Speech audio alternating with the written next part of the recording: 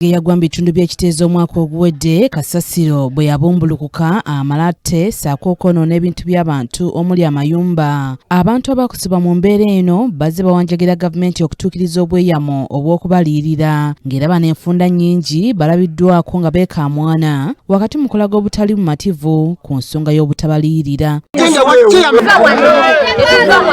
Era twagala tusange wano tulinze ssente zaffe zibuze twebuze ekyokola tetukitegeera. Omubeezi wa minisita avunaanyizibwa ku nsonga za Kampala Kabuye Kyofa Togabye bano olwaleero abawadde akagambo akalungi bw'ategeezezza nti ensimbi ez'okubaliyirira zaafunise ng'era mu bbanga lya ssabbiiti 2 agamba nti baakuzifuna. Ssente z'ab'ekiteezi mumanyi nti ab'ekiteezi bano twalina obbasasulira abamu amayumba abaliwo balina ettaka bali abali balibuzibwako ebintu byabwe, so ssente ezo gavumenti yazituwadde era zamaze otutuuka ku KCCA.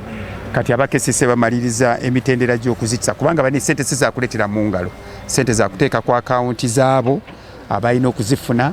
So ezo ssente ezasooka nazo zazze nsubira mu weeks 2 okuva kati zijja kuba bakolaki babasasula ate tulabe. Mu ngeri y'emu omulimu ogw'okukulaakulanya ekifo kino eky'ekiteezi ekyalimu enjege eno gugenda kutandika oluvannyuma lw'ensimbi obuwumbi 3.5 okulabika ezigenda okukozesebwa. Abamu badde looza tuludde nnyo naye tubadde tukola emabega mpolampola nga tufumba okulaba nti tufuna ebyo ebikozesebwa n'ebyetaagisa tulabe nti kiteezi tumukolako tuggyewo ekizibu kino ekyenkomeredde.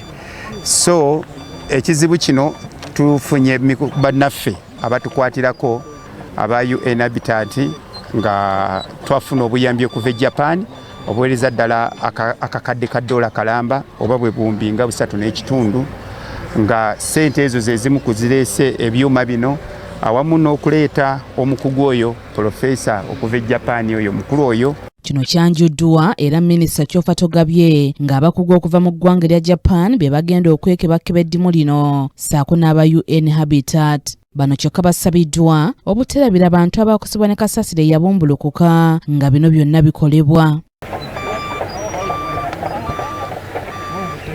Twagala kulaba nti ensonga ezaaliwo mu kiteezi teziddamu ate nga twagala kulaba nti ekiriwo ekisigaddewo kigasa abantu aba bulijjo omuntu wa wansi. Kati nga we waliwo pulojekiti eno tugezezzaako okwogera ne bano abantu abasazeewo okutuyamba ne batuwaayo kasente akatambuza emirimu gino ne tugamba nti mu bimu bye baba bakola ne gavumenti awamu batuyambeko abantu ba kiteezi bafune ku mirimu gino.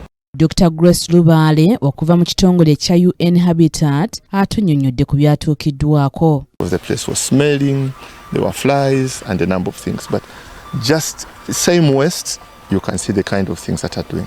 So by the time we finish the rehabilitation, you will be able to drive through this place.